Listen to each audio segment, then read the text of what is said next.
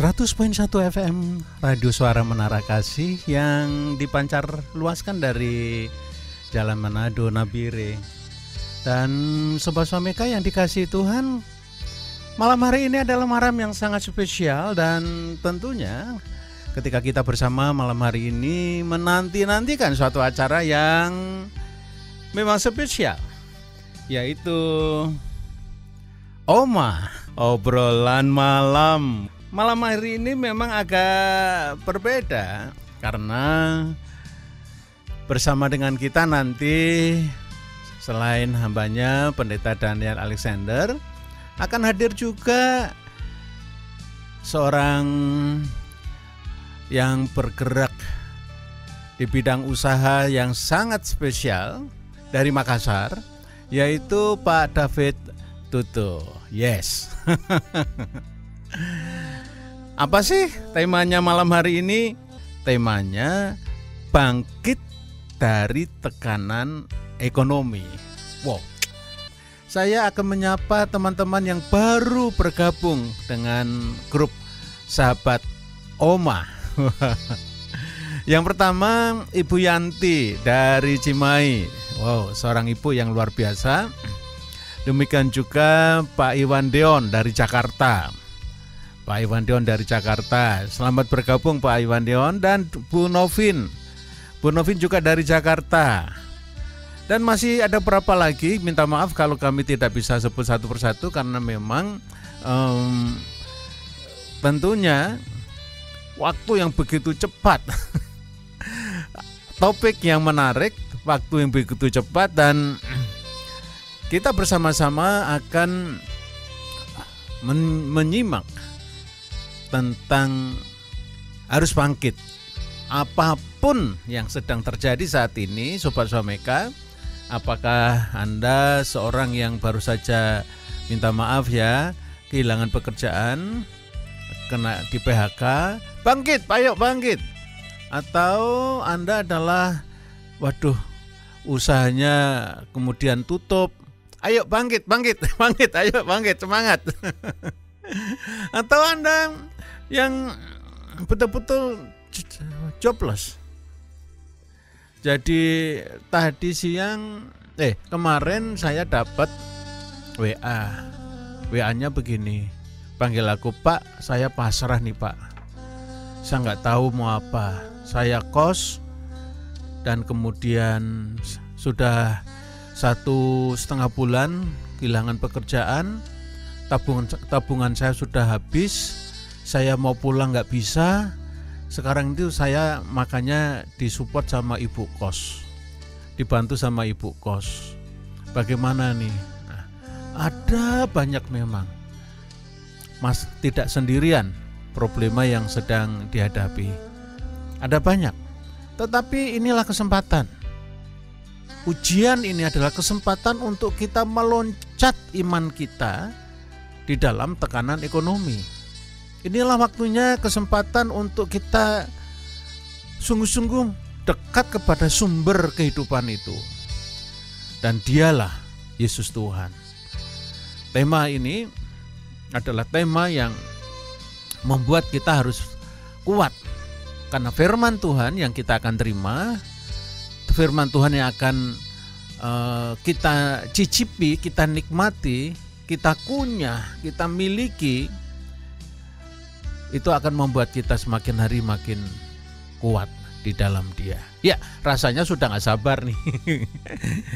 Ya, bersama dengan kita Opa Daniel Alexander, maka saatnya kita mendengarkan pemaparan dari Opa Daniel Alexander. Ya, selamat malam Opa. Ya. Oma. Ya. Sangat dinantikan oleh banyak orang. Iya.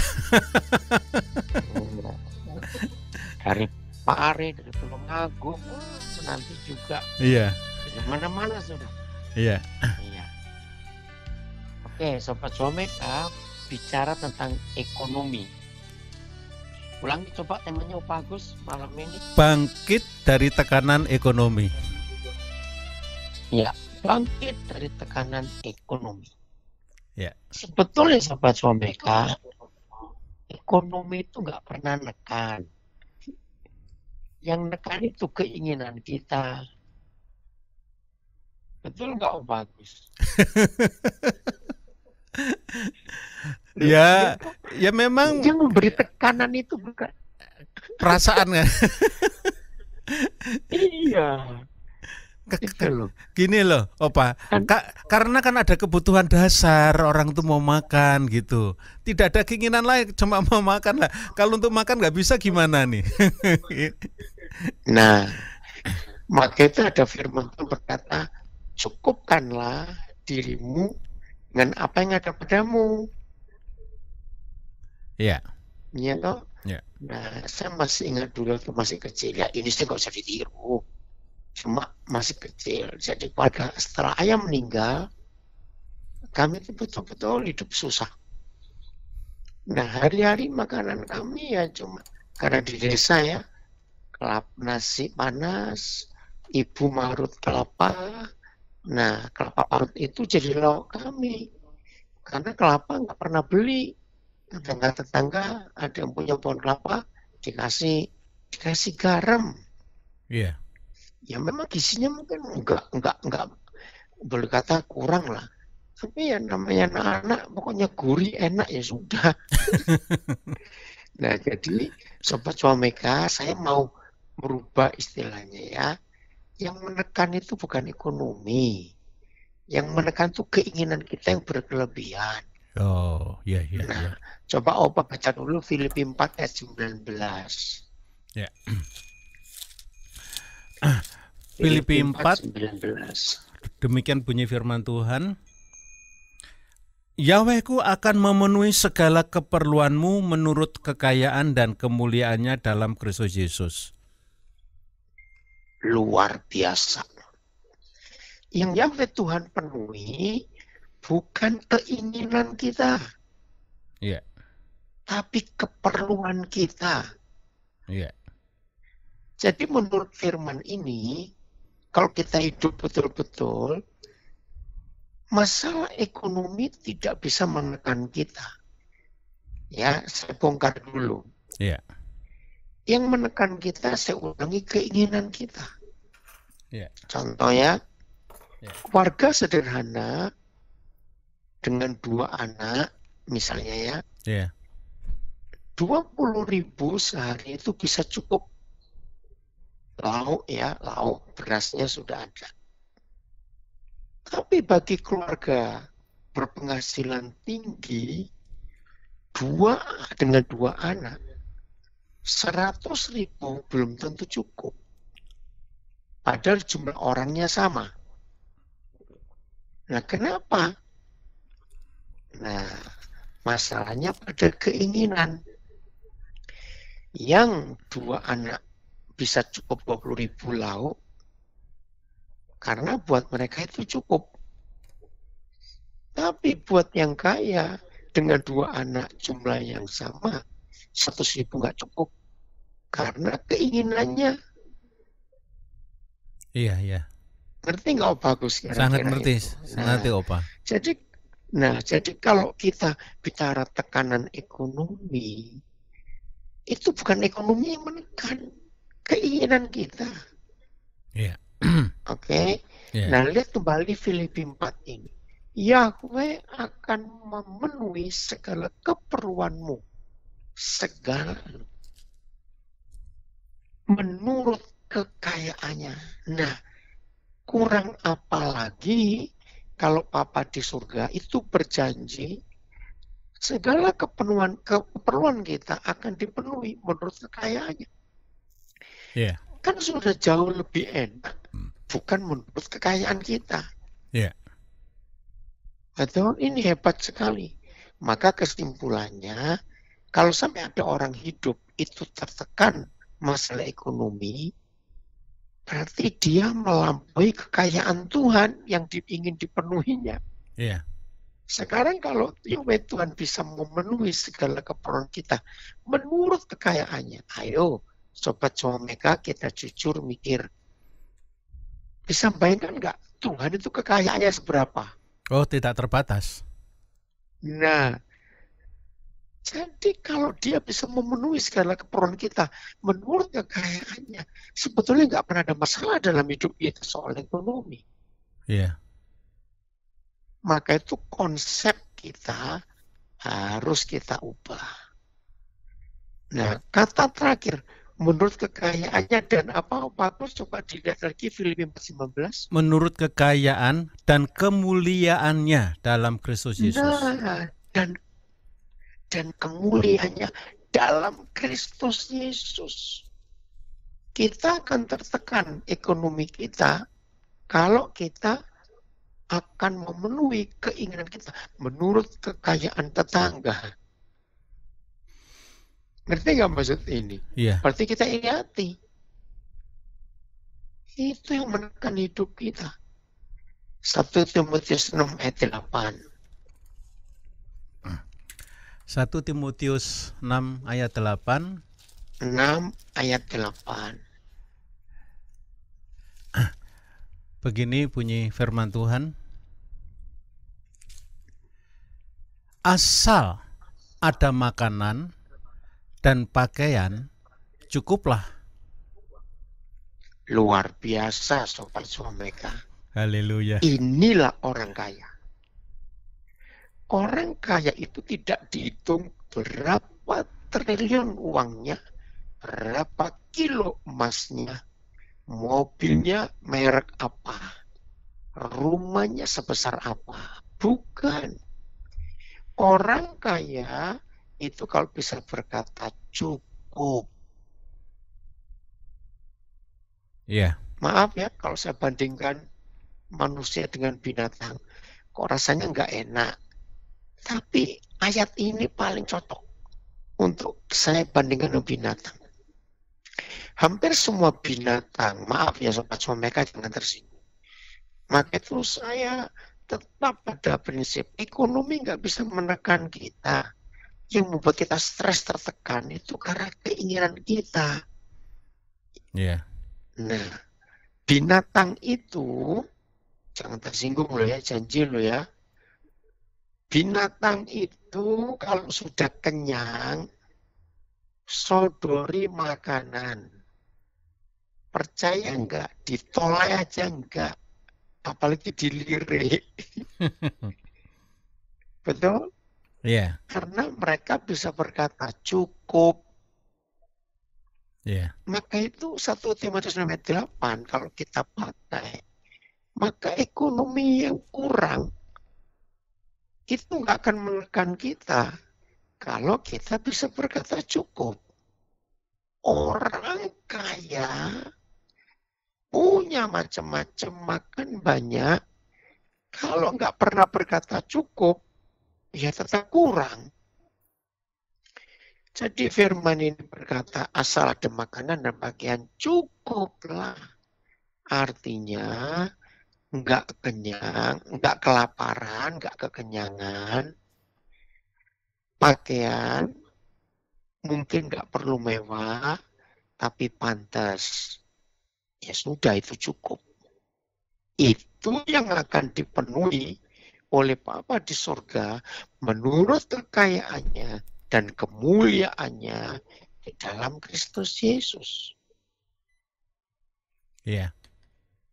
Oke, saya sampai situ dulu. Coba Om Bagus. Ya. Sobat Swameka yang dikasih dan diberkati oleh Tuhan, masalah keinginan ini seringkali menjadi polemik karena suka bilang relatif. Relatif loh. Saya sudah begini, standar lifestyle saya begini. Nah ini loh Papi, namanya lifestyle, pola lifestyle, pola hidup. Nggak mau diturunkan. Kalau sudah terbiasa pamannya belanjanya satu hari 500.000, nggak mau diturunkan. Oh gampang, oh bagus. Ayo pindah ke Nabire, mau belanja apa? Ada mall di sini. Betul nggak? Iya. Misalnya ada orang punya uang banyak, tinggal di Nabire. Mau belanja apa? Iya. Ini loh, Ibu Agatha ngikuti itu dari Belanda ini. Ya Bu Agatha, Gute Mishnah. Ya, senang sekali. Dan Sobat Suameka memang begini. Polemik yang sering kali terjadi adalah karena ini masalah harga diri, masalah gengsi, masalah anak-anak nggak mau kalau makanannya berubah. Nah, ini loh. Ini yang kadang-kadang menjadi pola pengeluarannya, standarnya tetap, padahal pendapatannya kurang. Pola makannya, pola hidupnya tetap, dan nggak menyadari bahwa standar income-nya itu menurun gitu kan. Nah, Sobat Suameka. Nah, ini tergantung ayah ibunya. Iya. Ya, caranya gampang. Gimana? Saya waktu dulu jadi gembala di Surabaya, saya minta orang tua atau sopirnya membawa anak-anak ke keluarga-keluarga yang ekonomi menengah ke bawah. Ya. Nah, seperti ada satu keluarga dengan 2 anak. Pertama, kelas 5 SD. Ya. Orang tuanya sibuk, saya ada waktu, lalu berangkat bersama supir mereka. Ya. Nah, saya punya teman tukang becak yang baik sekali. Nah, saya ajak 2 anak ini ke rumah tukang becak itu. Nah, begitu sampai sana pas si istri tukang becak lagi masak. Kaget mereka dia waktu tahu saya datang dengan 2 anak ini. Nah, apa yang anak 2 ini lihat, ini keluarga sangat sederhana. Dapur mereka itu campur dengan kamar mandi. Karena rumahnya kecil sekali. Jadi begitu si istri tukang becak tahu, aduh maaf, ya nggak apa-apa, biarin. Jadi itu kompor di kamar mandi mau diringkas, jangan. Nah, saya ajak 2 anak ini masuk. Kaget mereka. Lihat sederhana sekali. Nah, kami nggak ngomong banyak-banyak, cuma sebentar. Saya bilang, nggak kok Bu, cuma mampir. Bapak lagi kerja ya. Gitu. Sobat Suameka, pulang dari situ, saya nggak ngomong apa-apa. Langsung saya ajak kembali anak 2 ini pulang ke rumahnya. Nah, 2 hari kemudian orang tuanya cerita. Apa yang dilihat oleh 2 anak ini bisa merubah untuk berterima kasih dengan makanan yang ada di rumah. Iya. Jadi perlu itu anak-anak diajar juga untuk melihat ke bawah. Jangan lihat ke atas terus. Iya. Benar, ini kisah nyata, saya alami sendiri. Iya, benar, Opa. Iya. Nah, itu dia. Gini, Opa, saya juga tahu persis, saya punya saudara. Saudaranya itu punya anak 2 perempuan dan sukanya itu pergi ke mall. Suatu hari, sekarang mallnya tutup. Iya, suatu hari gimana Pak cara untuk menolong anak ini bisa bersyukur dan sebagainya. Suatu hari dia diajak pelayanan ke pemulung gitu. Nah, ketika pelayanan pemulung dan sebagainya, langsung 2 anak dara yang cantik-cantik ini yang suka branded, kalau beli barang-barang yang branded dan sebagainya, langsung total cara berpikirnya. Itu luar biasa. Yang satu lagi, anak teman saya ini pas ulang tahun 17 tahun, dia diajak, dia sudah kompromi dengan salah satu panti asuhan. Ketika dibawa ke suatu tempat dan kemudian dia disambut dengan meriah oleh anak-anak panti asuhan, dia nangis. Sejak itu hidupnya juga berubah. Luar biasa. Ini ada pertanyaan, Opa. Ada pertanyaan begini. Apa itu? Tanyanya. Berdasarkan tema malam ini, saya mau bertanya, apakah hubungan iman Kristen dan bidang ekonomi? Yang pertama. Yang kedua, apakah akibatnya jika kita menolak untuk terlibat dalam kegiatan ekonomi? Ya. Maksudnya kegiatan ekonomi itu gimana? Ya ini memang tulisannya begitu, nggak tahu apakah. Oke, coba ya. nanti ya lanjut. Oke, saya mau Ya. jawab yang pertama dulu. Opagus buka Yudas ayat 20. Ya. Bentar ya, Pi. Tolong yang bertanya, yang kedua diperjelas ya. Nggak terlibat dalam ekonomi. Yudas berapa? Yudas ayat 20. Yudas 20. Yudas cuma satu pasal, ayat Ya. 20. Ya, Ya. ayat 20. Ya, Yudas ayat 20. Ya, bacakan. Ya, Yudas 20. Begini bunyi firman Tuhan, tetapi saudara harus senantiasa membangun kehidupan atas dasar iman kita yang sesuci-sucinya dan belajar berdoa dalam kuasa dan kekuatan Roh Kudus. Puji Tuhan nih. Ini Opagus pakai terjemahan apa ini? Terjemahan Ini yang beda. satu lagi. Bukan terjemahan baru. Akan tetapi kamu saudara-saudaraku yang kekasih, bangunlah dirimu sendiri di atas dasar imanmu yang paling suci dan berdoalah dalam Roh Kudus. Enggak apa, bagus juga yang terjemahan pertama tadi. Iya. Di dalam imanmu yang sesuci-sucinya. Iya. Nah, saudara yang bertanya, bersyukur saudara. Firman Allah yang hidup ya. Saudara mewakili banyak orang Kristen yang sering dengar khotbah pendeta yang mata duitan. Maaf. Sering kali pendeta-pendeta yang khotbahnya hanya duit diberkati sukses itu merusak iman. Iya. Jadi Tuhan itu ingin kita ini punya dasar hidup dari iman yang paling suci. Iman yang sesuci-sucinya.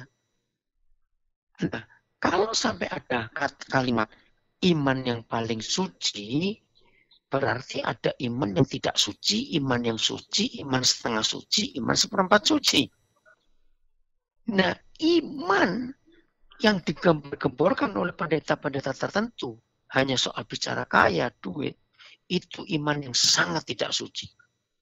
Karena iman itu hanya untuk diukur kita tambah kaya, tambah kaya, tambah kaya.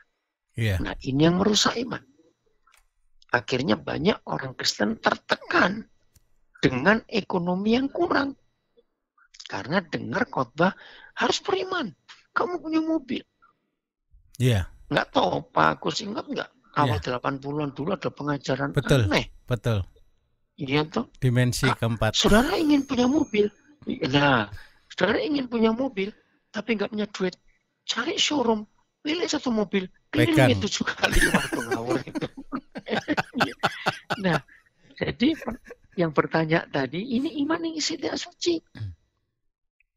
Iman yang paling suci adalah iman kita bisa jadi serupa dengan Yesus. Haleluya. Haleluya. Jadi jangan beriman untuk meningkatkan taraf ekonomi kita. Salah. Meningkatkan taraf ekonomi kita, Alkitab mengajar rajin. Titik. Kalau enggak rajin, jangan pakai iman. Ini mengagetkan banyak loh. Oke, mengagetkan banyak orang nih. Puji Tuhan. Karena selama ini sudah dicekoki dengan pengajaran bahwa kamu tuh rohanimu itu bagus ketika kamu punya ini, punya itu gitu. Iya. Mengerikan lagi ada yang mengatakan bahwa standar orang beriman itu harus punya mobil Innova. Waduh. Itu fakta. Mengerikan sekali. Iya. Ya. Baik, setelah itu ada seorang pengusaha dari Makassar, Pak David Tutu yang akan bergabung dengan kita.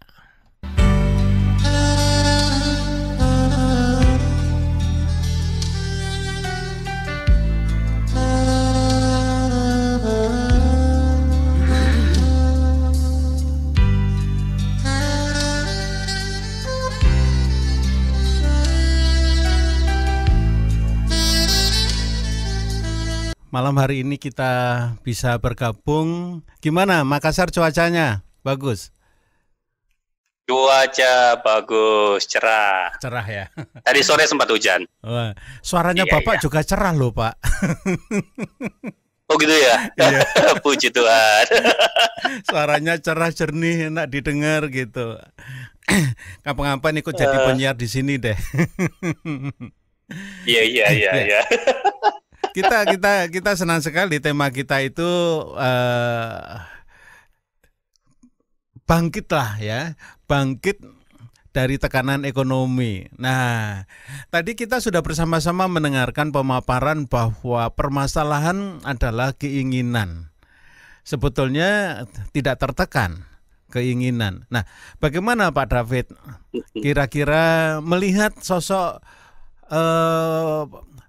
Opa Daniel Alexander, mengamati apakah Opa Daniel Alexander ini bagaimana dalam perjalanan kehidupannya tentang ekonomi.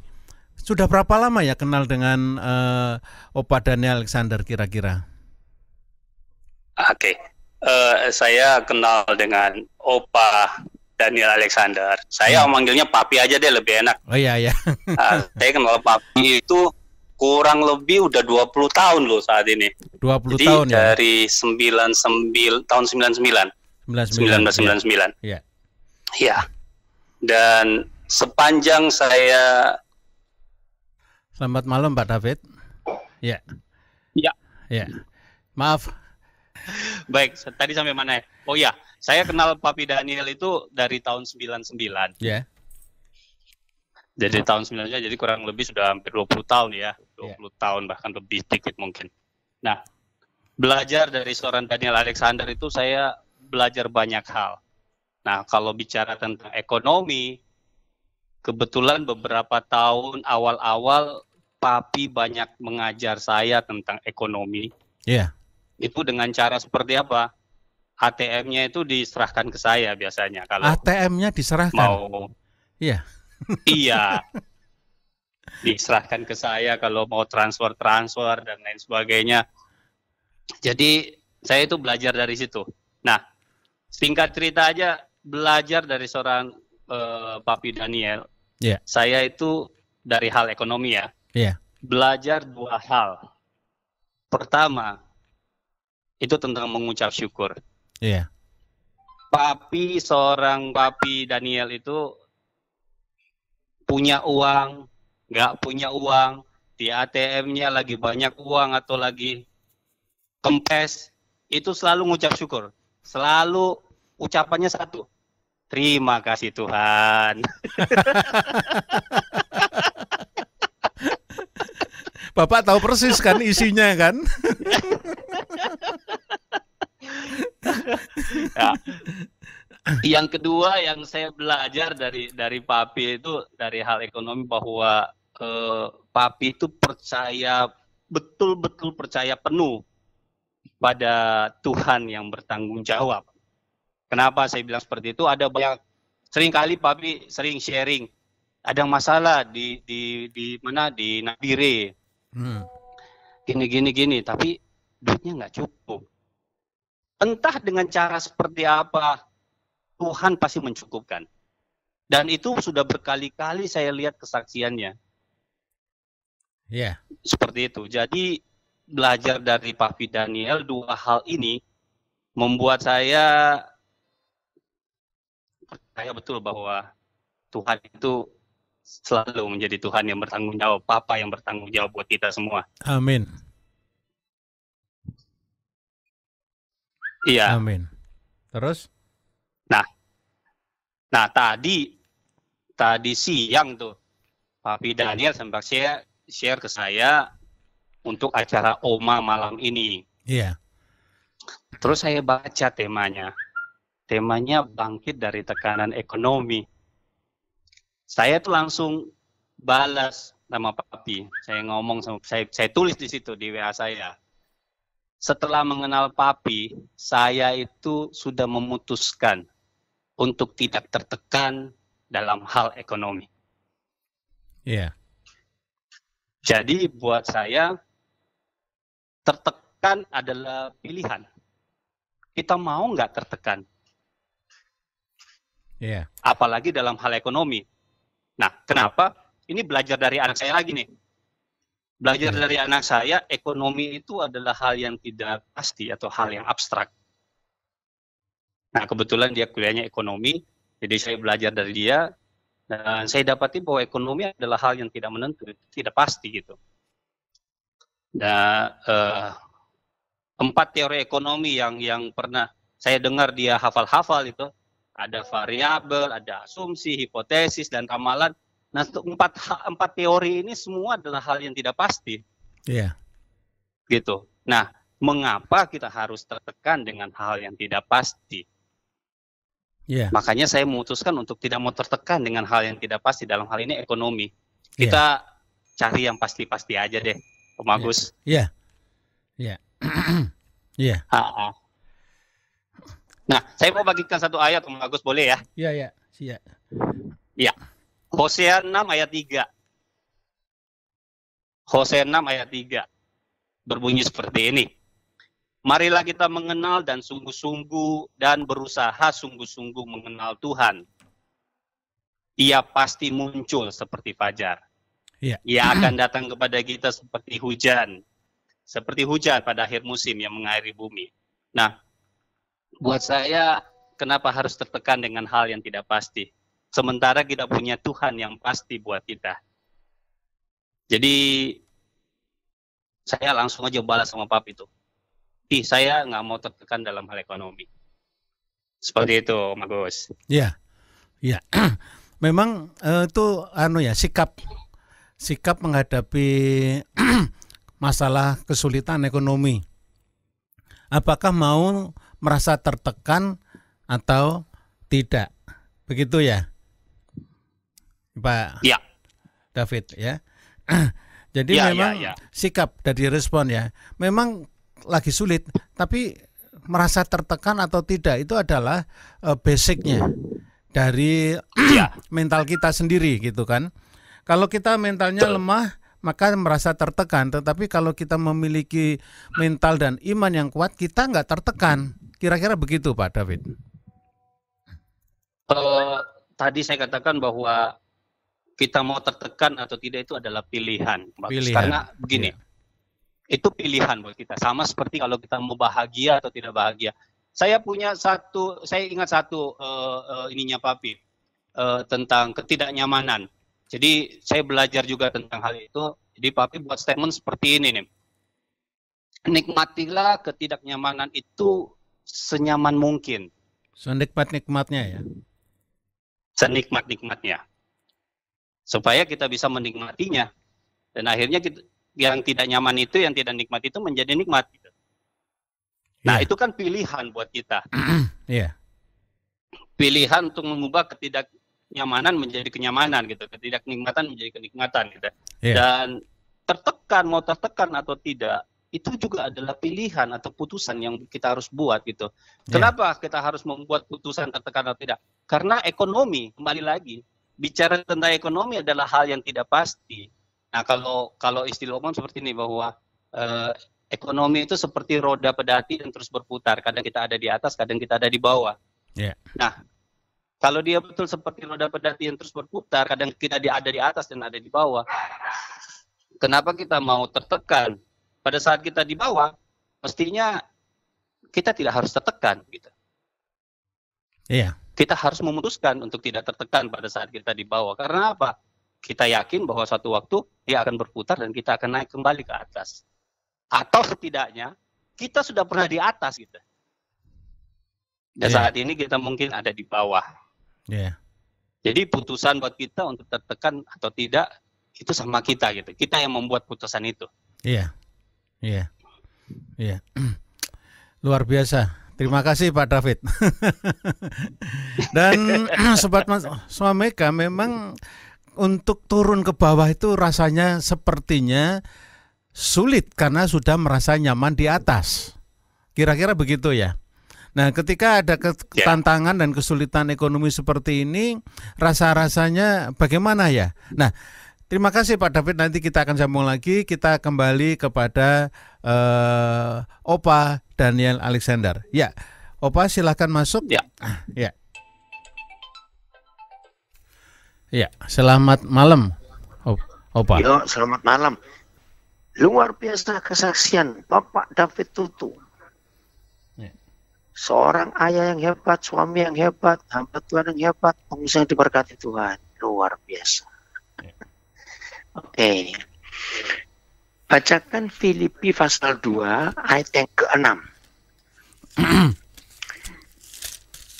Jadi yang masih merasa tertekan karena ekonomi, apalagi yang sudah biasa di atas, harus turun ke bawah.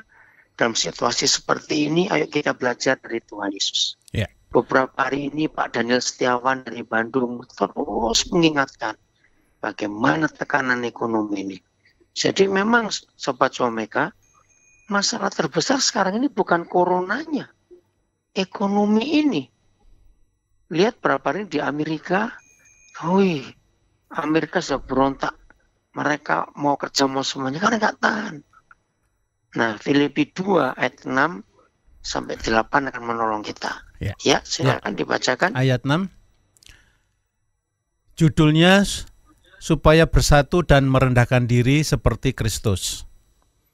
Yang walaupun dalam rupa Tuhan tidak menganggap kesetaraan dengan Tuhan itu sebagai milik yang harus dipertahankan, melainkan telah mengosongkan dirinya sendiri dan mengambil rupa seorang hamba dan menjadi sama dengan manusia, dan dalam keadaan Stop dulu. Ya. Sampai di Sobat Suameka, perhatikan.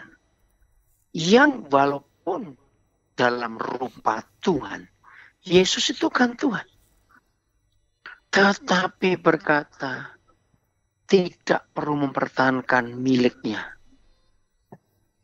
melainkan mengosongkan diri. Maaf kalau saya pakai kalimat ini.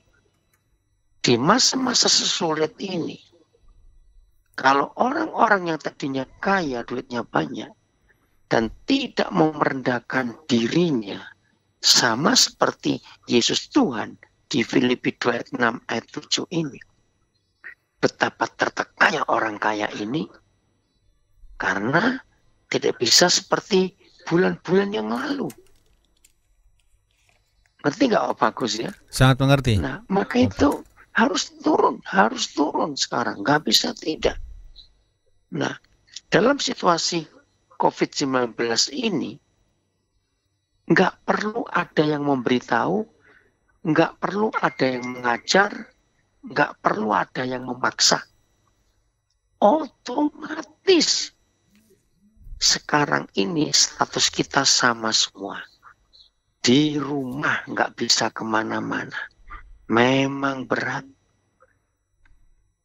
Dari yang paling kaya sampai yang paling sederhana karyawan tertekan semua. Iya.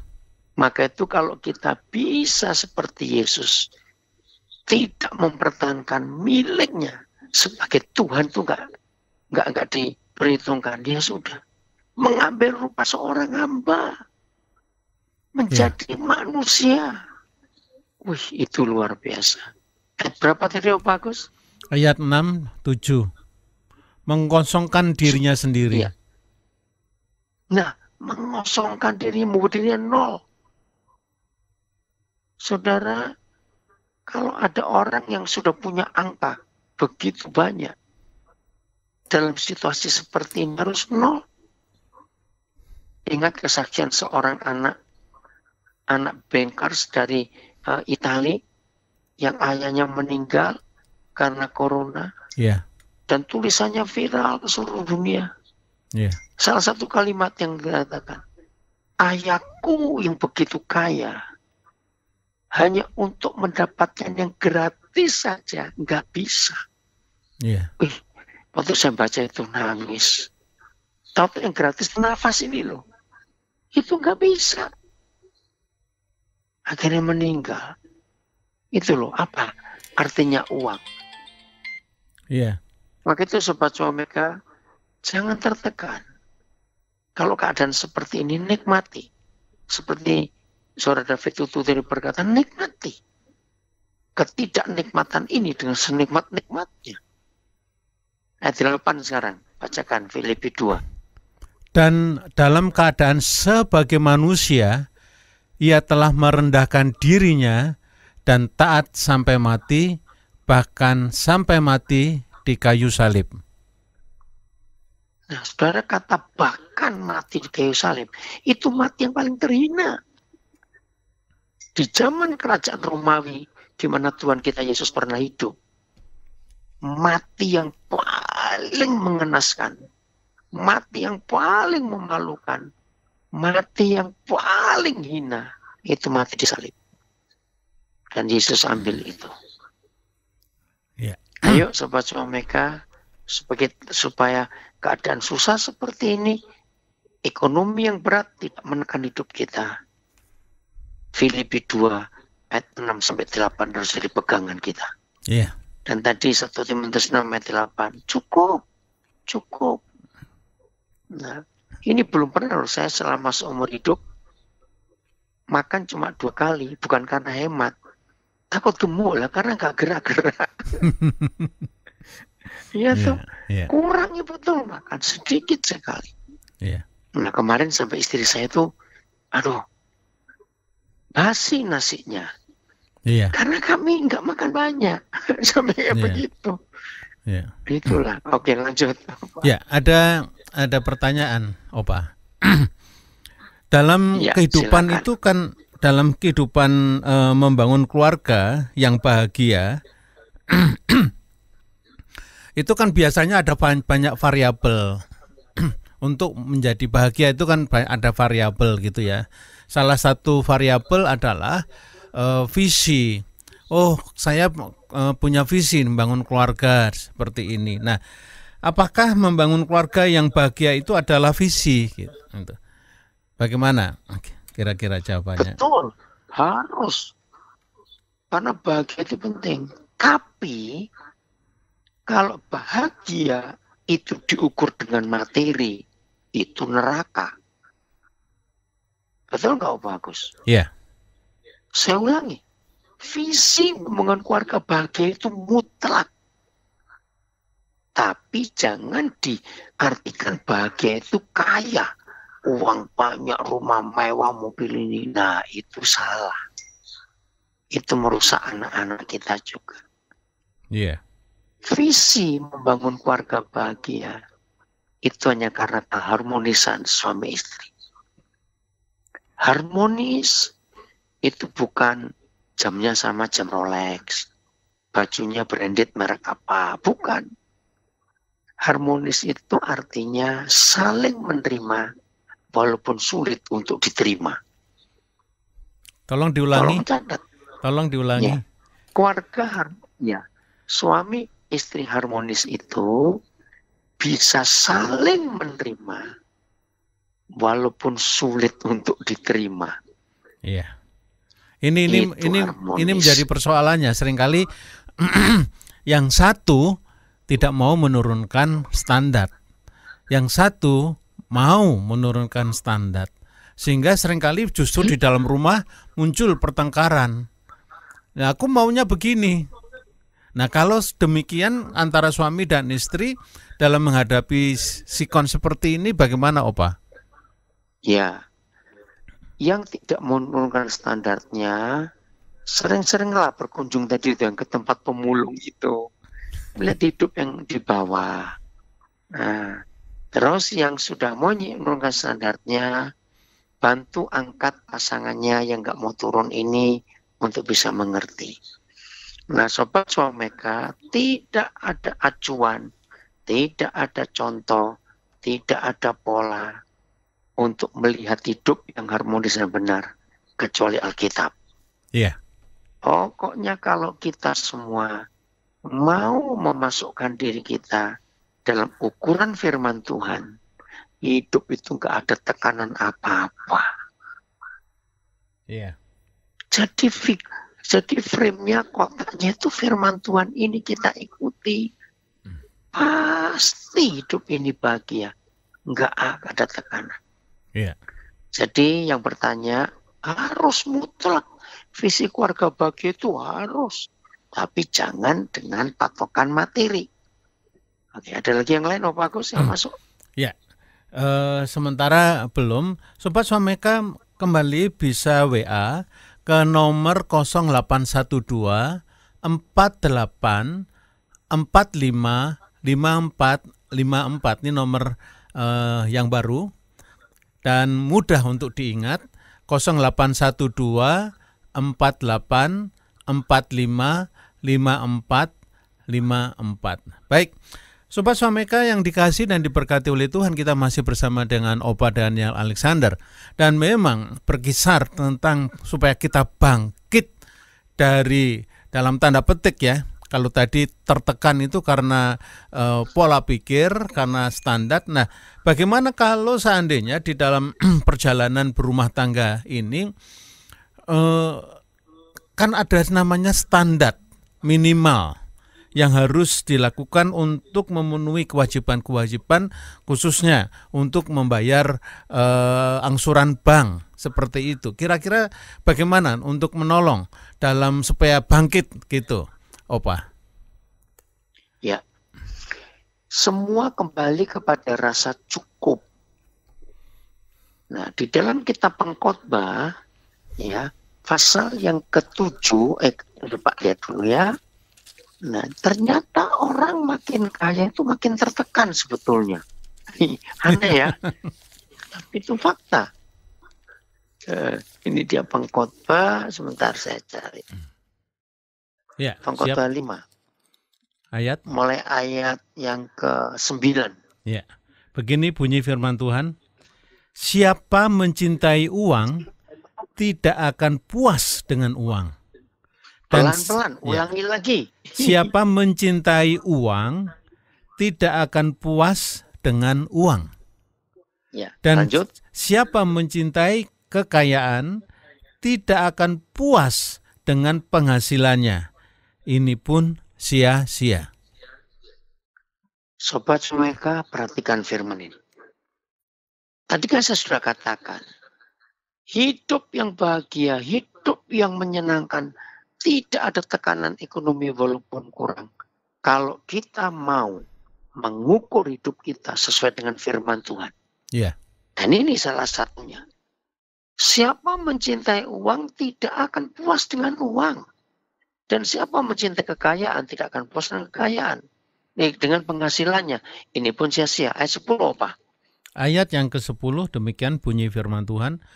Dengan bertambahnya harta, bertambah pula orang-orang yang menghabiskannya. Dan apakah keuntungan pemiliknya selain daripada melihatnya? Begini saya belajar ayat 10 ini. Waktu hidup sederhana, motor ada, lemari es ada, TV ada, kipas angin ada. Suatu saat penghasilan meningkat. Pak Jarto dari kipas angin ingin ganti AC. Nah, waktu AC dibeli, betul ayat 10 ini. Dengan bertambahnya harta, bertambah pula orang yang menghabiskannya. Siapa yang menghabiskan? PLN. Kan bayar listrik untuk AC. Betul gak, Pak? Iya. Nah, motor sudah punya. Tapi karena penghasilan bertambah, pengen punya mobil. Nggak salah punya AC, nggak salah punya mobil. Tapi prinsip firman ini loh, bertambah pula orang yang menghabiskannya. Yang tadinya cuma beli bensin eceran karena motor. Sekarang harus langganan ke pom bensin karena mobil. Tadinya cuma servis biasa motor, sekarang harus ke bengkel besar.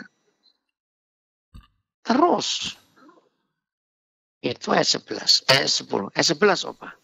Ayat yang ke-11, enak tidurnya orang yang Wah, bekerja. ngomongnya enak betul. Enak tidurnya. Terus? Karena saya tidur enak tadi. Iya. Enak tidurnya orang yang bekerja, baik ia makan sedikit maupun banyak. Nah, ini orang cukup. Ini orang kaya. Makan dikit, makan banyak itu enak. Karena bisa berkata cukup. Maaf, tadi saya beri contoh binatang, kurang bagus. Tapi fakta. Binatang kok sudah kenyang tidur.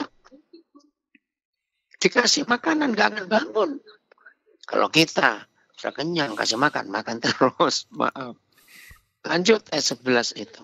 Tetapi kekenyangan orang kaya sekali-kali tidak membiarkan dia tidur. Enggak enak sekali ya kalimat ini. Enggak enak. Tetapi kekenyangan orang kaya sekali-kali tidak membiarkan dia tidur.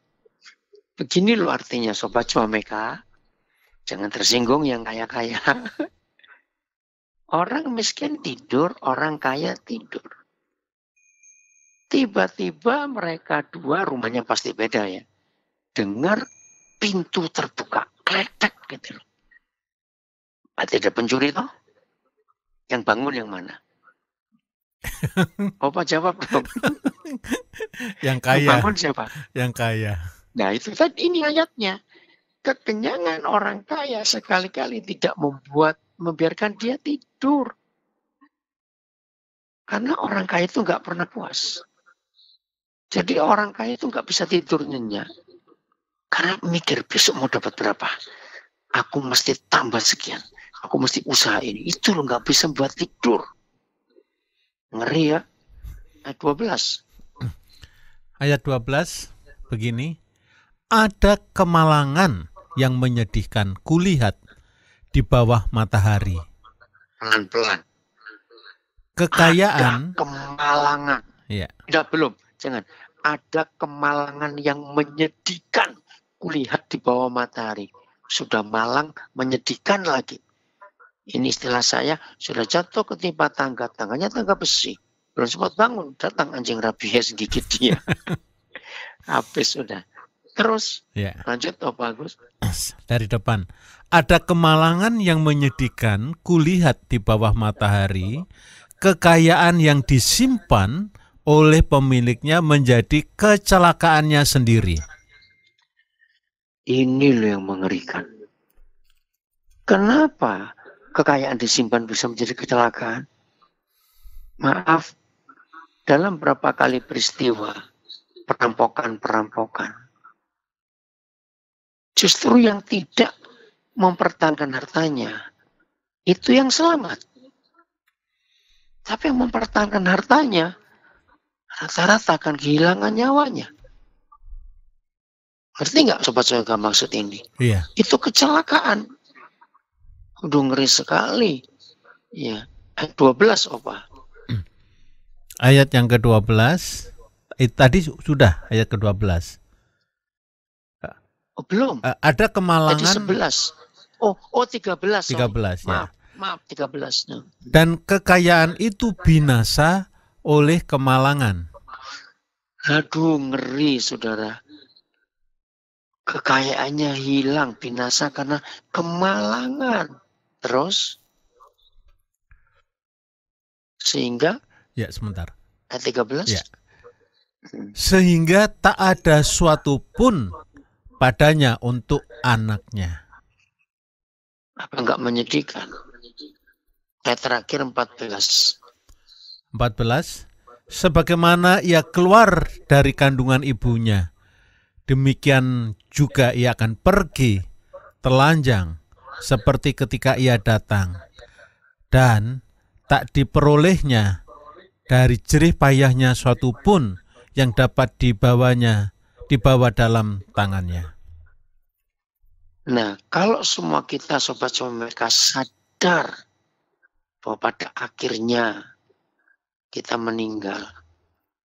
Maaf loh, Sekaya-kayanya orang kaya kalau sudah meninggal, misalnya nggak dikasih pakaian ditelanjangi, dia tahu nggak? Iya. Nggak tahu, sudah meninggal. Tangannya pun kosong, nggak genggam apa-apa. Jadi kalau kita bisa kaya, jangan mikir itu dibawa mati. Enggak. Ayo berbagi. Iya. Lahir telanjang, ini firman luar biasa. Datang ke bumi kita bawa apa? Kita keluar juga nggak bawa apa. Oke, lanjut Pak. Ada yang bertanya? WA masuk.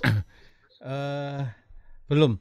Tapi memang begini, kembali lagi, ada satu tertekan itu karena dia punya hutang, gitu kan? Sudah terjadi kan? Sudah terjadi dan kemudian ada kewajiban yang harus diselesaikan. Nah, bagaimana mengatasi pada waktu seseorang sedang mengalami tekanan didatangi contohnya debt collector, kan? Nah, dia akan tertekan karena didatangi oleh debt collector.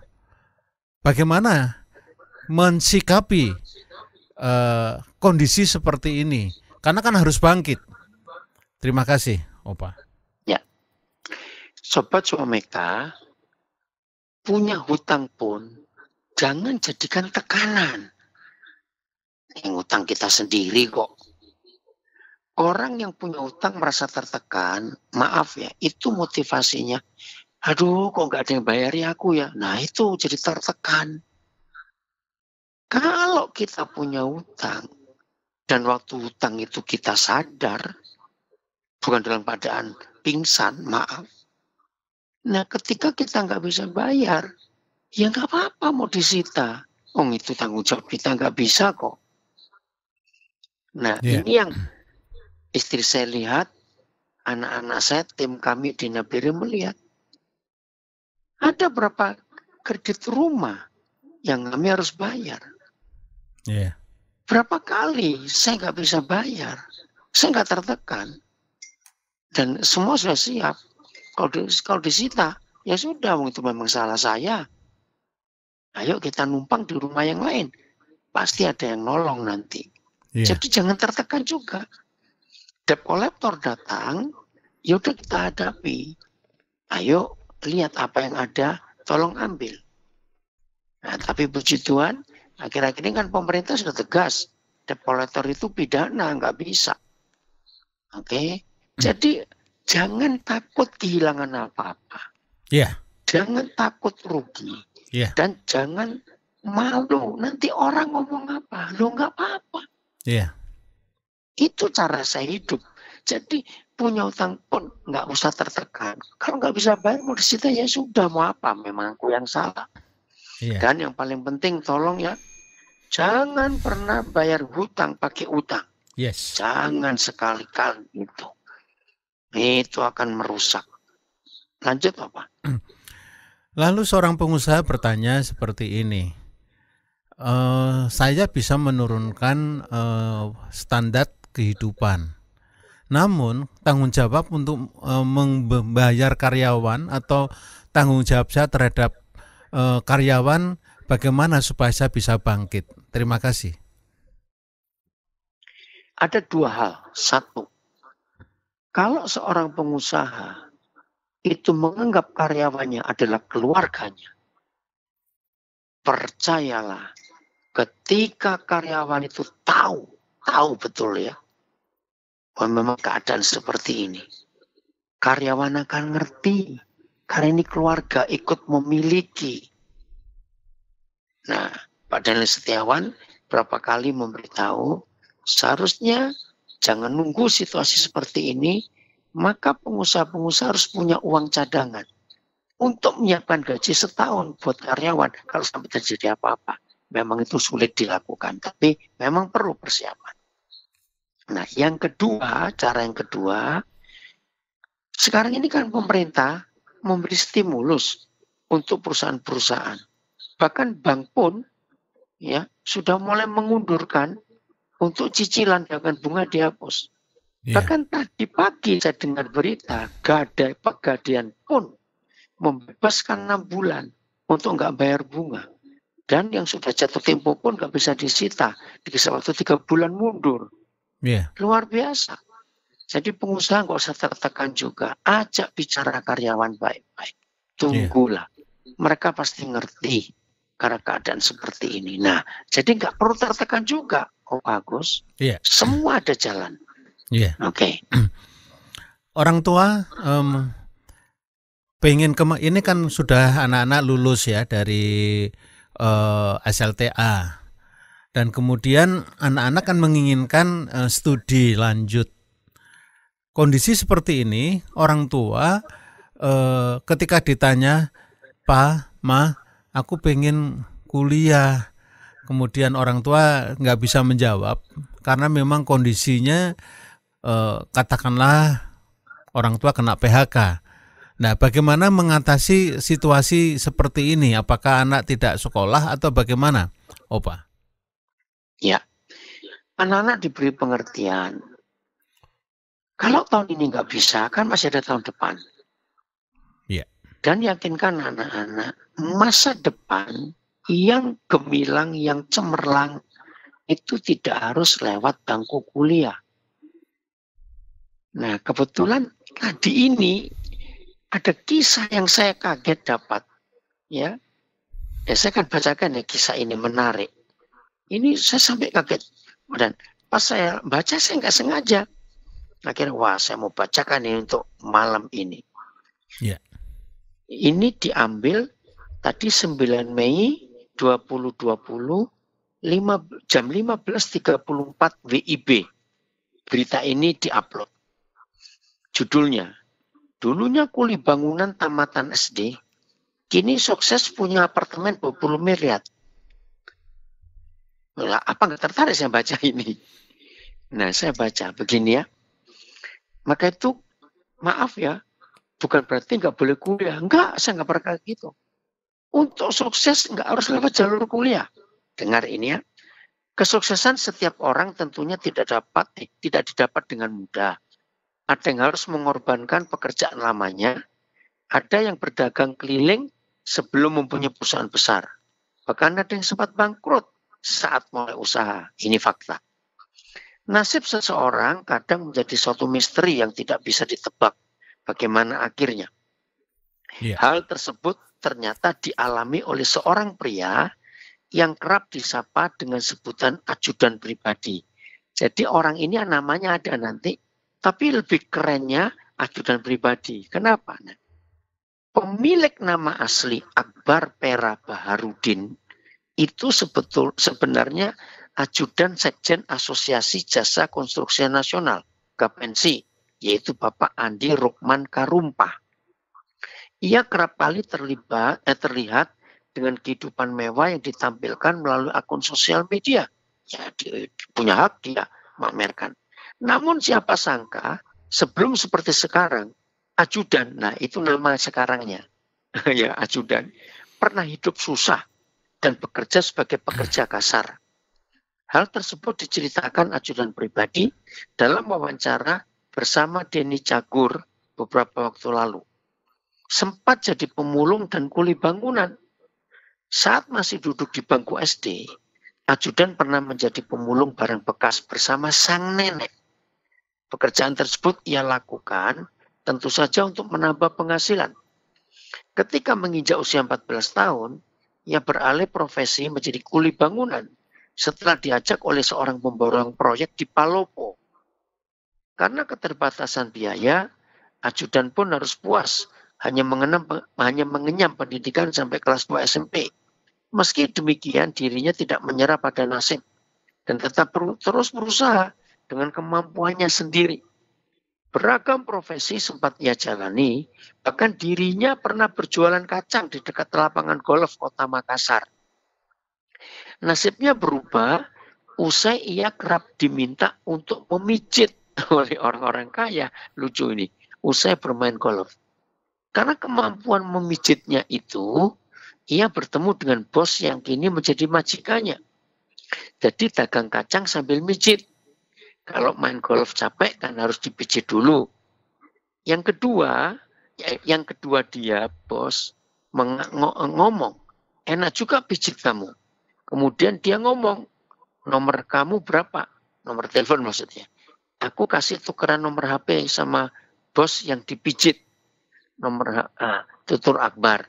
Sang bos akhirnya memboyong dirinya ke Jakarta. Dia datang ke Makassar, telepon aku. Lama-lama ngobrol lah. Dia menawarkan, kamu mau ikut ke Jakarta? Ada 7 saudaranya bos.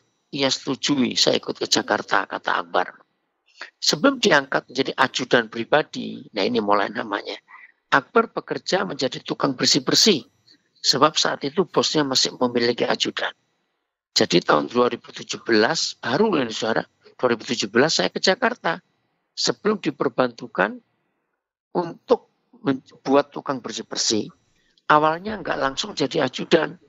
Ajudan satu itu, jadi yang sebelum dia suka curi dolar, nggak jujur, jadi dipecat. Mau cari ajudan militer polisi, nggak mau majikanku. Akhirnya saya jadi ajudannya. Nah, kejujuran jadi hal utama.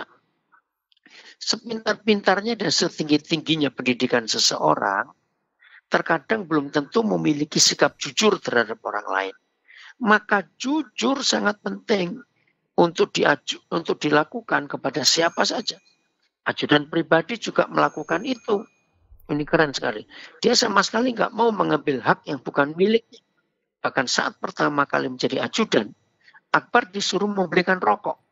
Dan uang kembalian rokok tersebut oleh Akbar dikembalikan secara utuh kepada atasannya. Menurut Akbar, yang terpenting adalah jujur dulu. Katakan apa adanya. Baru nanti jika atasan memberi sesuatu kepada kita, bolehlah kita terima. Punya apartemen seharga 20 M. Ini luar biasa. 2017 loh. Lambat laun nama ajudan pribadi semakin terkenal di kalangan masyarakat karena sikapnya yang lucu dan kerap membagikan foto kebersamaan dengan orang penting di Indonesia. Ya, dalam salah satu wawancara dengan YouTuber Atta Halilintar, ajudan memperlihatkan tempat tinggalnya sekarang yang seharga 20 miliar. Wih, keren. Belum lagi sederet koleksi motor, koleksi mobil mewah, sehingga mainan antik di dalam apartemennya. Namun kehidupan mewah tersebut tak lantas membuat ajudan pribadi lupa daratan. Meskipun kini akrab dengan kemewahan, ia juga gemar membantu dan bersedekah. Setiap pulang dari luar negeri, saudara, dan mendapat uang, ia tidak pernah lupa untuk berbagi kepada keluarganya. Kalau ikut sama orang, jangan pernah jadi penjilat. Ikut-ikut aja, terus jangan mikir yang aneh-aneh. Insya Allah mungkin rezeki lancar. Banyakin sedekah, pasti ada rezeki muncul. Harus bersyukur, kita nggak tahu dikasih umur sampai kapan tutupnya. Opa siapkan Lukas 16 ayat 10 sampai 12. Nah, saudara, ini kisah nyata. Nama-nama ini masih ada, ini baru sore tadi di-upload di media. Maka itu nggak usah takut dalam hidup. Apalagi kalau kita punya Tuhan, punya harapan. Lukas 16 ayat 10 dan 12. Saudara, inilah 3 resep surgawi. Saya berkata 3 resep surgawi untuk hidup sukses. Dan dunia pun mempercayai konsep ini. Ya, silakan. Judulnya setia dalam perkara yang kecil. Ya. Barang siapa setia dalam perkara-perkara kecil, ia setia juga dalam perkara-perkara besar. Dan barang siapa tidak benar dalam perkara-perkara kecil, ia tidak benar juga dalam perkara-perkara besar. Ya, lanjut ayat 11. Jadi, jikalau kamu tidak setia dalam hal mamon yang tidak jujur, siapakah yang akan mempercayakan kepadamu harta yang sesungguhnya? Ayat 12. Dan jikalau kamu tidak setia dalam harta orang lain, siapakah yang akan menyerahkan hartamu sendiri kepadamu? Saudara, saya berkata, Orang yang gagal dalam 3 hal ini, maka orang itu calon orang miskin sampai mati. Maaf ya saya keras ngomongnya. Loh kok bisa? Ini ujian universal. Tolong Sobat Omega yang sempat tetap gabung sampai sekarang, bertahun-tahun hidupmu kok pas-pasan terus. Maka itu tertekan karena ekonomi. Hari ini, kalau secara menurut firman Tuhan, hidupmu berubah. Ingat contoh ajudan yang baru kita baca tadi. Bisa sukses. 2017 ke Jakarta, 2020 saya punya rumah 20 M. Saya juga heran. Nah, karena jujur. Oke, satu persatu dengan cepat. Ayat 10. Setialah dengan hal-hal kecil. Ajudan tadi setia jual kacang sambil mijit. Ditekuni. Berapa kali ada orang ngeluh kepada saya. Saya bilang begini, kalau kamu mau jadi pemulung saja, kumpulin tuh botol-botol plastik. Kumpulin itu. Apa itu? Alat-alat dapur yang sudah nggak kepake, panci-panci. Itu bisa jadi uang. Asal mau, itu perkara-perkara kecil. Anak-anak muda, jangan maunya langsung mewah. Ingat, ada pepatah dalam hidup manusia di dunia. Ya, semua yang memulai pekerjaan dari atas, nggak mau dari bawah artinya ya, itu cuma satu pekerjaan di dunia. Tolong catat, penggali kuburan. Betul nggak Pak Agus? Iya. Jadi kalau orang itu nggak mau kerja dari bawah, itu artinya dia sedang gali kuburan buat dirinya sendiri. Dan itu dunia berkata. Dan ini Lukas 16 ayat 10. Setia dalam hal kecil. Dapat untung kecil, kerjakan. Iya. Jangan disesali nasib. Jauh-jauh dari Jakarta ke Nabire, kok cuma gaji segini? Ya, kalau kamu nggak tekun dalam perkara kecil, kemana bisa sukses? Iya. Hukum kedua, itu ayat 11. Barang siapa tidak jujur dengan uang. Ingat tadi kesaksian ajudan, dia jujur. Diberi uang untuk beli rokok, kembaliannya ya pas itu. Ini jujur, setia dengan uang. Nah, terus kalimat itu yang menarik. Kalau kamu tidak setia, tidak jujur dengan uang, siapa yang akan mempercayakan kepadamu hartamu yang sesungguhnya? Ada nggak kalimat itu bagus di ayat 11 itu? Iya. Nah, saya kaget. Ternyata uang itu bukan harta yang sesungguhnya. Uang itu cuma umpan kail. Harta sesungguhnya itu ikan yang kita kail. Jadi Sobat Omega, seluruh dunia mengakui sekali kita nggak jujur dengan uang, sulit orang percaya lagi. Iya. Betul nggak Pak Agus? Iya. Itu cara orang ngetes. Uang itu ayat yang ke-11. Ayat 12 lebih keren lagi. Barang siapa tidak setia, tidak jujur dengan harta orang lain, siapa akan mempercayakan harta sesungguhnya kepada dia? Ini kok aneh. Ujiannya lewat harta orang lain. Ternyata begini. Kita kan sering dapat pinjaman. Betul? Pinjam pulpen, pinjam sisir. Nah ini loh lucu ini. Seringkali orang pinjam pulpen itu lupa. Yang minjemi lupa, tadi dipinjemin ke siapa. Yang dipinjemin juga lupa, tadi minjem ke siapa. Sering gak kita begitu? Pulpen. Ngerti nggak maksud ini? Iya. Nah, itu berarti kita nggak setia dengan hartanya orang lain. Siapa pernah pinjam gitar? Ya, genjreng-genjreng. Terus terbentur. Nah, terus temannya mau peringatkan. Hei, kamu kok nggak hati-hati gitar? Ini loh orang calon miskin sampai mati. Kalau yang pinjam gitar berkata, nggak ikut punya saja kok. Sering nggak kita dengar orang ngomong seperti itu? Yeah. Nah ini nggak jujur. Jadi saudara, 3 ujian inilah kalau kita lulus, maka ekonomi nggak akan menekan kita. Saya ulangi lagi, setia dengan perkara kecil, jujur dengan uang, menghargai harta orang lain. kita akan sukses. Lanjut Om Agus. Ya. Ada pertanyaan begini. Saya pernah mengikuti suatu gereja selama 8 tahun. Dan tiap minggu dibicarakan tentang visi dan misi gereja itu.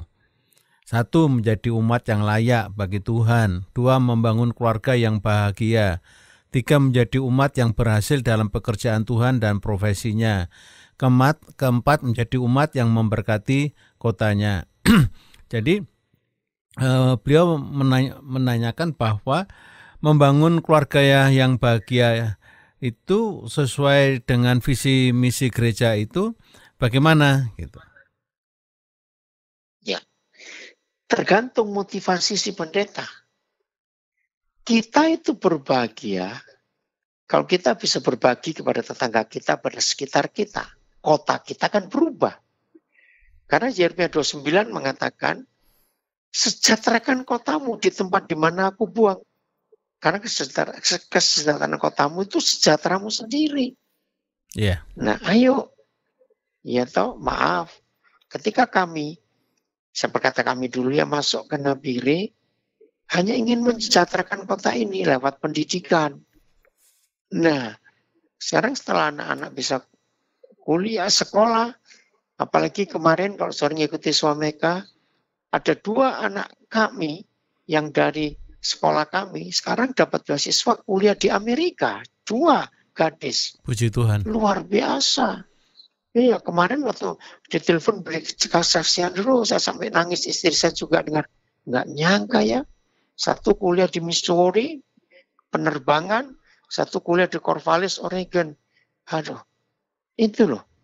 Jadi sejahterakan kota. Jadi kalau visi gereja itu 8 tahun, tapi kita hanya membahagiakan diri sendiri, kita nggak buat apa-apa untuk kota kita, ayo kita lakukan sesuatu.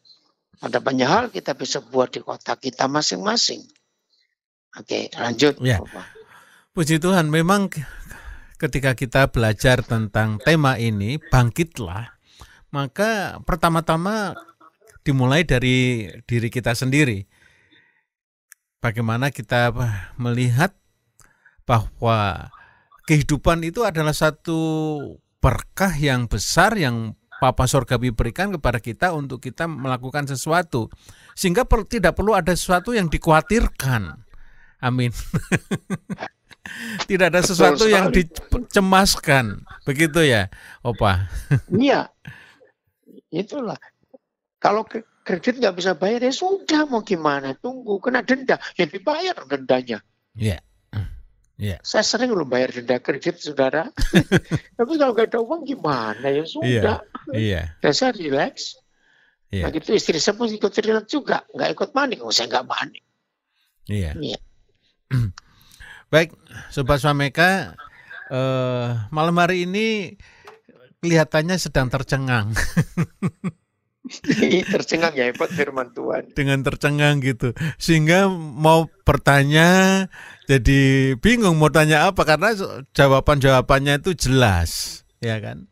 Semua dari pola pikir kita, semua dari ukurannya itu sudah jelas. Bagaimana kita hidup mengalami bangkit dalam mengatasi kesulitan, tantangan ekonomi ini adalah kita mempercayai firman Tuhan dan kita berani dengan tegas melakukan firman Tuhan itu. Kapan? Ya hari ini, malam ini, besok pagi, dan seterusnya.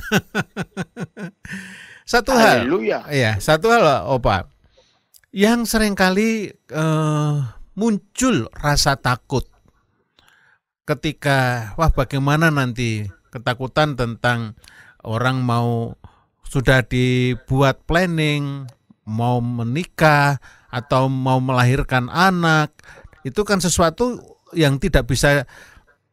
Kalau menikah bagaimana nih, ya kan?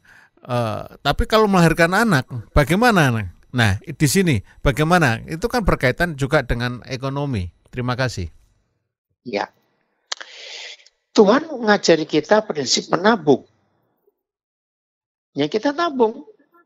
Apalagi kalau tahu mau punya anak, harus persiapkan jauh-jauh hari. Nah, saya belajar dengan seorang hamba Tuhan di Bali. Ya, tapi nggak harus 100% dilakukan, tergantung daerahnya. Namanya Dr. Iwayan Master, mantan bishop dari Gereja Kristen Protestan Bali. Beliau masih hidup, usia 80 tahun lebih, memang sudah lemah. Saya kenal lama. Nah, beliau mengajar begini ya, bagi orang Bali. Setiap anakmu lahir, langsung nanam pohon buah. Mau manggis, mau durian, ya, mau mangga, pokoknya pohon buah. Kelapa juga.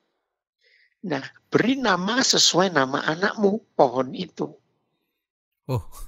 Pohon buah itu, ya jadi misalnya anaknya Agung, gitu. Nah, pohon-pohon yang milik anak itu namanya Agung semua, gitu. Nah, pohon-pohon buah itu umurnya rata-rata dari biji sampai bertumbuh dan sampai berbuah pertama itu 7 tahun. Ternyata betul, itu biologi. Nah, begitu si Agung ini umur 7 tahun, maka pohon buah itu sudah berbuah. Jualah untuk biaya kuliah sekolahnya Agung. Oh, luar biasa. Iya, itu saya belajar dari Pak Wayan Master. Dan itu saya ajarkan kepada banyak anak-anak. Dan betul orang Bali bisa sukses. Karena itu. Terus Pak Wayan Master itu punya konsep. Kalau punya uang, belikan barang yang buatan Tuhan. Sebab semua barang buatan Tuhan itu nilainya nggak pernah merosot, tapi naik terus. Tapi barang buatan manusia, semahal apa nilainya merosot. Apa itu barang buatan Tuhan? Cuma ada 3. 1 tanah, 2 emas, 3 ternak. Wah. Dan itu saya lakukan. Itu luar biasa. Maka itu kalau kita pakai prinsip hidup ini gak akan tertekan masalah ekonomi. Ada tabungan. Nah, Tuhan Yesus berkata bukan, simpanlah uangmu di tempat yang gak ada pencuri, gak ada maling, gak ada rampok, gak ada ngengat. Betul tidak? Investasikan. Nah, Opagus kan tim baru di sini. Iya. Ini yang saya kerjakan di Nabir, saya invest di hidup banyak orang. Iya. Tabungan saya secara uang sering nol dan banyak yang tahu. Iya. Tapi tabungan di luar tabungan bank, wow, lihat itu semuanya sekarang yang ada. Iya, dahsyat. Betul. Dahsyat. Itulah. Ini tiap hari contohnya. Orang kirim makanan terus. Nggak minta, nggak apa. Aduh. Sampai kebingungan makan. Sama, Bang. Sama, saya juga dikirimin makanan. Nah, itu dia. Ya. Satu hal Sobat Someka, ketika Sobat Someka ada dan datang di Kota Nabire ini, khususnya di Pesat, ya, kekuatan kekeluargaan itu begitu kental. Kekuatan saling gotong royong, saling tolong menolong. Kita betul hidup dalam satu keluarga yang tidak berpura-pura. Kami keluarga melihat bahwa inilah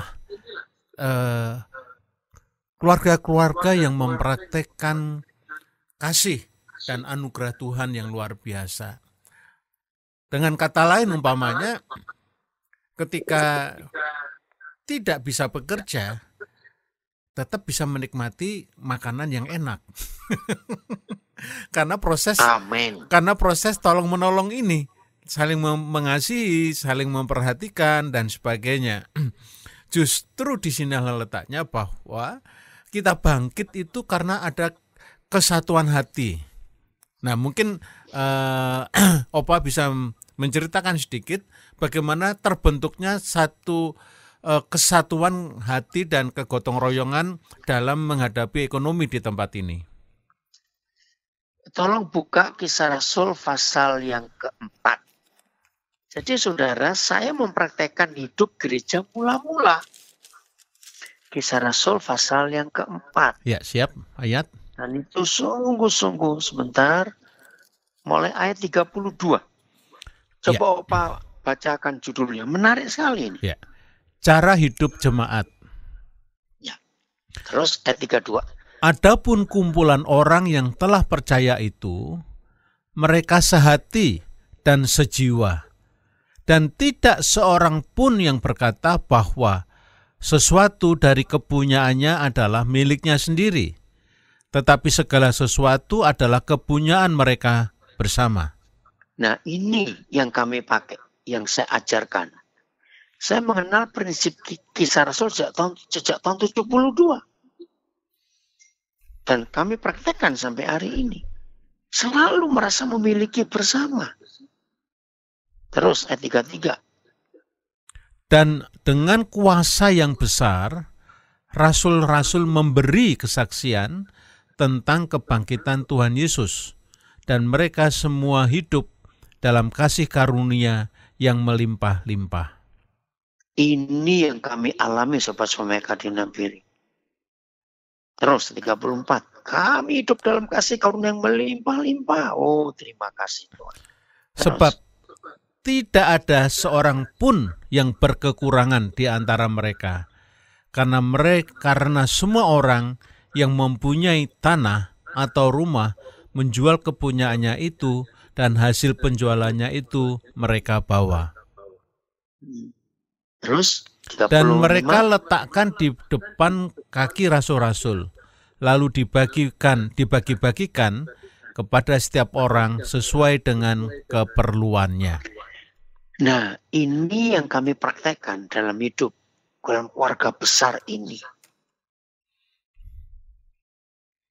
Maka itu kami nggak kekurangan, saling berbagi, saling mencukupi. Dan sama-sama tahu. Siapa yang kurang, langsung yang lain mengisi. Wah, bersyukur kepada Tuhan. Nah, mungkin selama ini pertanyaan Om Bagus baru terjawab sekarang lewat Kisah Rasul ini. Iya. Ada lagi yang bertanya? Ya, sedikit cerita. Izinkan saya sudah pernah berpindah dari satu kota ke kota lain di Jawa Tengah maupun Jawa Timur dan Jawa Barat. 3 provinsi saya sudah pernah, dan saya boleh melihat perubahan yang besar di mana saya pernah masuk di dalam komunitas-komunitas yang pernah saya alami. Saya melayani sejak umur 27 tahun. Dan sampai ini umur saya 63 tahun. Cukup lama saya melayani, tetapi belum pernah saya mengalami dan merasakan sendiri satu kehidupan yang begitu saling tolong-menolong, keluarga satu dengan lain. Jadi istilahnya di sini tidak takut untuk hidup karena kami ada di dalam keluarga yang saling mengasihi. Sobat Swameka luar biasa. Itu ayatnya. Iya. Luar biasa. Dan ini bukan satu konsep, tapi itu fakta yang dilihat di mata. Amen.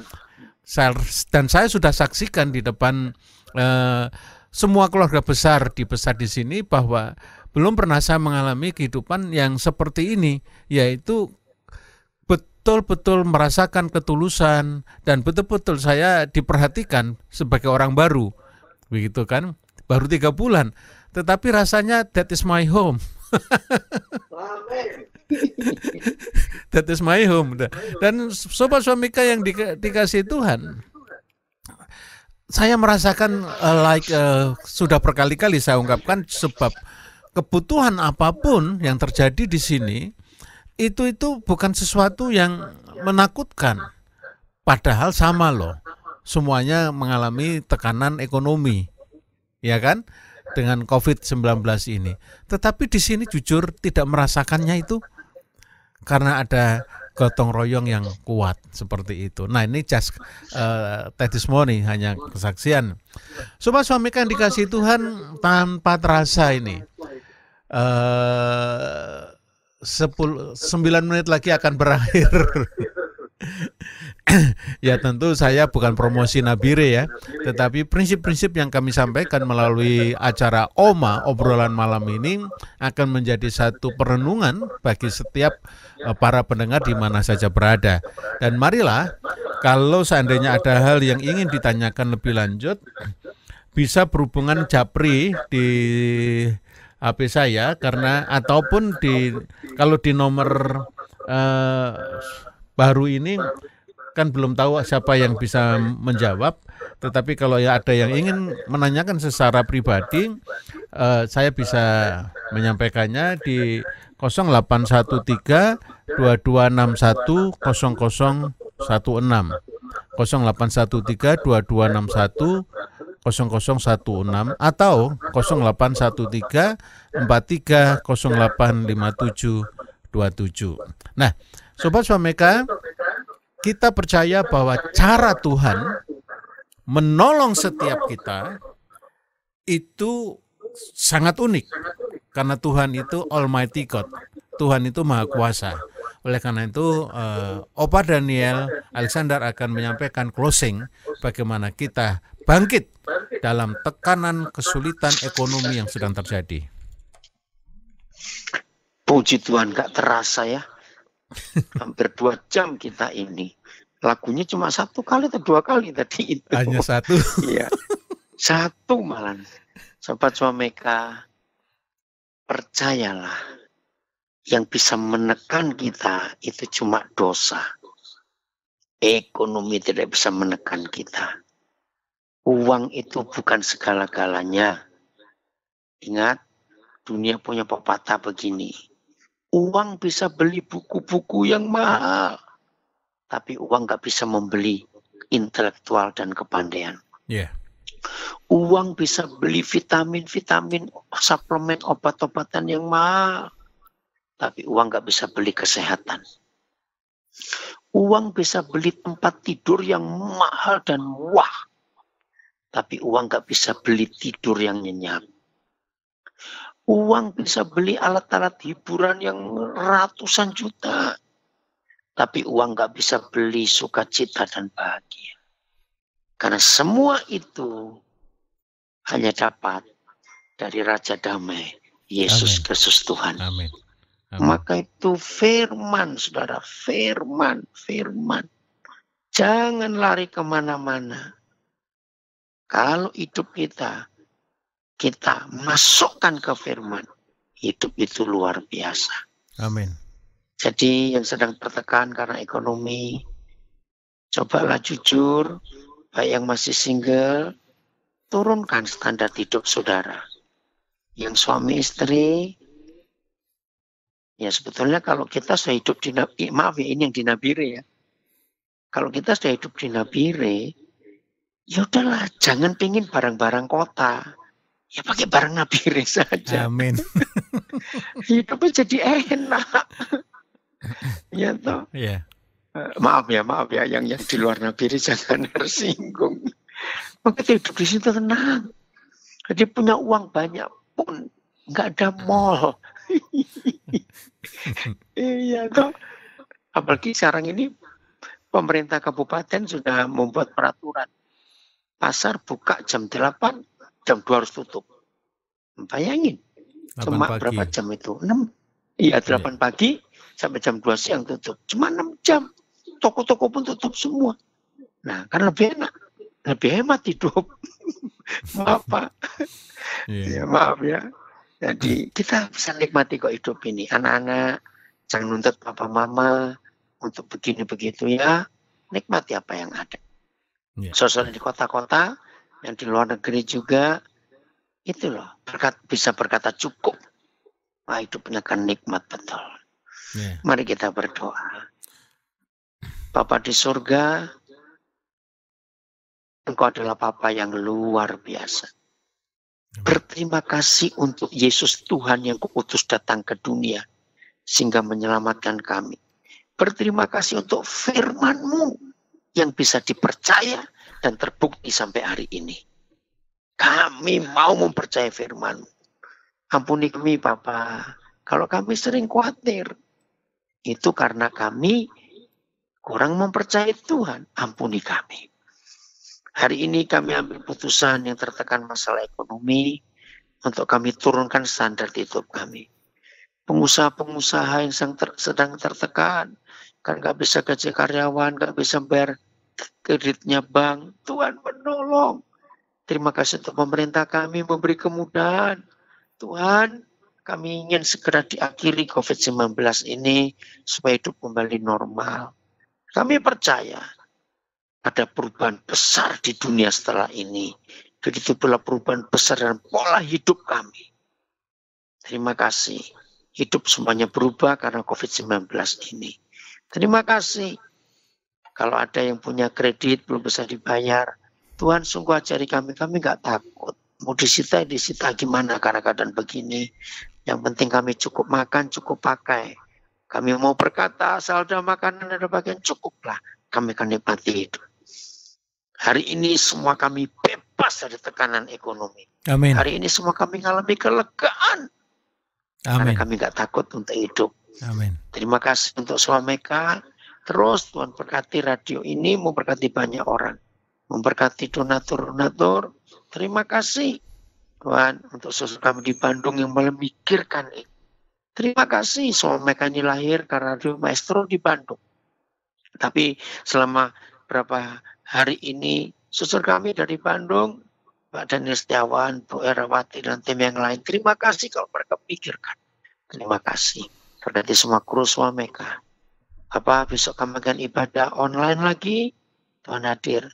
Ketika semua gereja, semua tempat agama enggak bisa dipakai, Tuhan hadirat-Mu tetap ada dalam hidup kami masing-masing. Terima kasih. Ini ucapan syukur kami. Kami bersyukur karena Tuhan menjamin kami dalam nama Yesus. Amin. Amin, puji Tuhan, puji Tuhan. Sebelum saya ucapkan terima kasih ke Opa, ini ada WA masuk nih. Saya jadi rindu ke Nabire. Ayo, saya penggemar Swameka. Belum ada pesawat. Daud Kam, salam buat kru Swameka di sana. Salam juga buat Evangelis Daniel Alexander. Dan terima kasih. Jadi akhirnya nih saya ada beberapa WA pengen ke Nabire. Jangan takut, tanah masih luas. Tanah di Nabire masih luas. Ayo ke sini. Sobat Swameka yang dikasih diberkati Tuhan, kita sangat bersyukur dan berterima kasih karena Opa Daniel dipakai oleh Bapa di surga menjadi alatnya, sehingga di Nabire ini ada satu perubahan yang luar biasa. Kehadiran Opa Daniel Alexander ke Nabire memberikan dampak bukan saja bagi Nabire, tetapi juga bagi banyak kota-kota di Indonesia ini, bahkan juga di luar negeri. Oleh karena itu marilah kita belajar dari kebenaran firman Tuhan, dan kemudian kita juga mempraktekkan firman Tuhan itu dalam kehidupan kita sehari-hari. Opa Daniel Alexander, terima kasih untuk kebersamaan bersama dengan kami di acara obrolan malam hari ini. Demikian juga kami mengucap syukur untuk Pak David Tutu dari Makassar yang juga boleh bergabung dengan kami. Dan biarlah sungguh kebersamaan Sobat Swameka semuanya, dan bersama dengan kami akan menambah semaraknya acara OMA, obrolan malam. Dan biarlah sungguh ketika kita bersama-sama mempraktekkan akan kebenaran firman Tuhan, dan kita mengalami pertobatan dalam kehidupan masalah keuangan, maka kita percaya anugerah Bapa di surga yang melimpah-limpah akan mendatangkan damai dan sejahtera di dalam seluruh kehidupan kita. Dan Sobat Swameka yang dikasihi Tuhan, tentunya di dalam kami melayani ada beberapa hal yang mungkin masih banyak kekurangan kami. Kami menyadari hal itu, tetapi melalui semangat yang ada dalam keterbatasan ini, kami ingin memberikan yang terbaik untuk Tuhan. Dan kami sangat berterima kasih setiap Sobat Swameka yang berperan aktif, baik melalui kiranya Tuhan memberkati. Terima kasih juga untuk doa-doa yang dipanjatkan kepada Tuhan agar pelayanan ini makin berkembang. Segala sesuatu bagi hormat dan kemuliaan Tuhan. Kami juga mohon maaf sebesar-besarnya manakala ada kekurangan kelemahan di dalam penyiaran sepanjang acara OMA ini. Dan akhir kata 1 Timotius 3 ayat 4, seorang kepala keluarga yang baik disegani dan dihormati oleh anak-anaknya. Tuhan memberkati.